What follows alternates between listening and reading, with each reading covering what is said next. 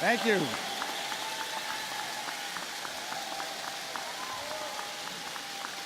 Thank you very much, Director Free. Thank you. I just want to say what a pleasure it is to be here in Paris when you can work positively across the aisle, because this is something that Democrats and Republicans have worked on together for a very long time. And we appreciate Madam Rajavi and all of you for the opportunity to find common ground, and I hope we can do that more in after this coming election. I also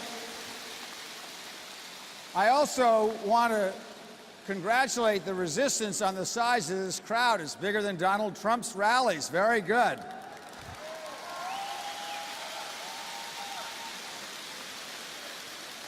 And I promise not to say anything like what Donald Trump would say.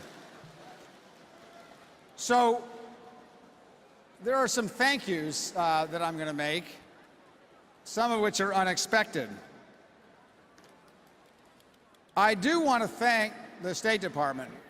I've had a lot of harsh words for the State Department over the years on the issue of keeping their word to the people now at Liberty and before at Ashraf. And the State Department still has a long way to go. We still have about a little over 1,000 people who are political prisoners held in Iraq, supposedly our ally, who we're giving hundreds of billions of dollars to every year. And for some reason, we can't seem to get these folks out in a timely way. But at least we have made progress since the last time we were here. And I very much hope that we are here next year. And next year will be the last year we're here, because the year after next year, we're going to be having this convention in Tehran.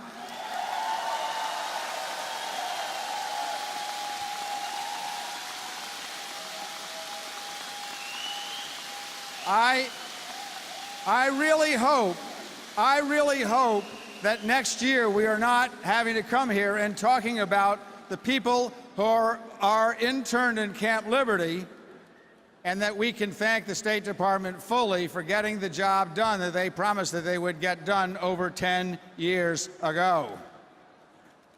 I wish I could be more thankful to the United Nations. The United Nations has a human rights charter.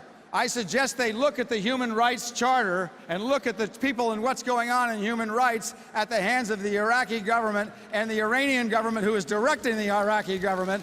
And I suggest that the United Nations should do their job.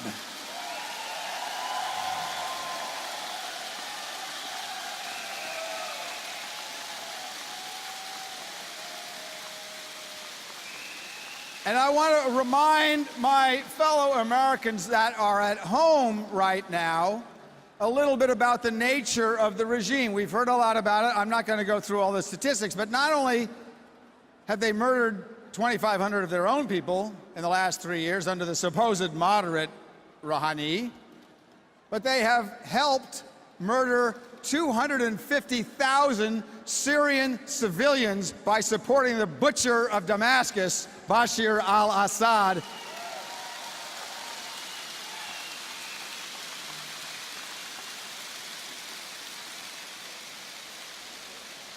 Like Jose Manuel Barroso, I'm not a hardliner on the agreement.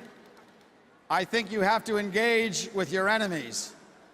But what I am is a believer that when you draw a red line, you are obligated for the security of your country to make sure that that red line is not crossed, and that if it is crossed, that there are consequences.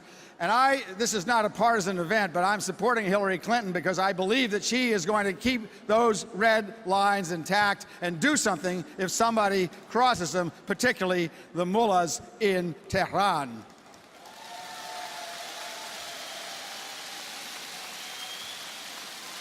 And let me remind my Americans at home that this is not just a matter of something that's going on in Iraq or Iran, that Rafsanjani and Khamenei were in the room when the decision was made by the Iranian Intelligence Committee to blow up the Jewish Center in Buenos Aires, Argentina.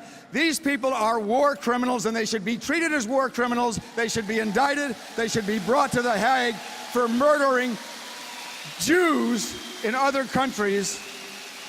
We want somebody who just happens to be here with a 10-point plan in Iran to support people of all religions. We want in Iran what you are asking for, which is a secular government that respects Christians as well as Muslims, as well as Zoroastrians, as well as Jews. We do not have that.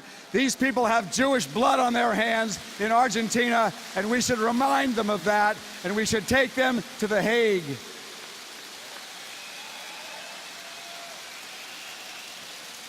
Finally, I am a human rights advocate, and I have strong disagreements with the government of Saudi Arabia. But I cannot thank the Saudis enough for sending one of the most high-ranking people for the longest period of time to this convention to say what Prince Turki, His Royal Highness, said. I think there are a lot of people who understand international diplomacy, including me, whose jaws were on the ground as a result of His Highness's speech. That was an extraordinary thing. He has just rearranged the map in the Middle East.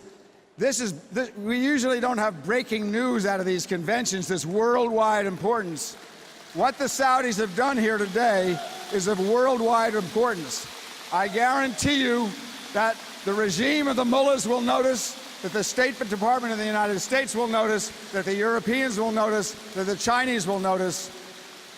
What the Saudis have done for you is an extraordinary game changer. I personally am very grateful to them for standing up for human rights in what I hope will soon be an Iran that is governed by a democratically elected president. Thank you very much.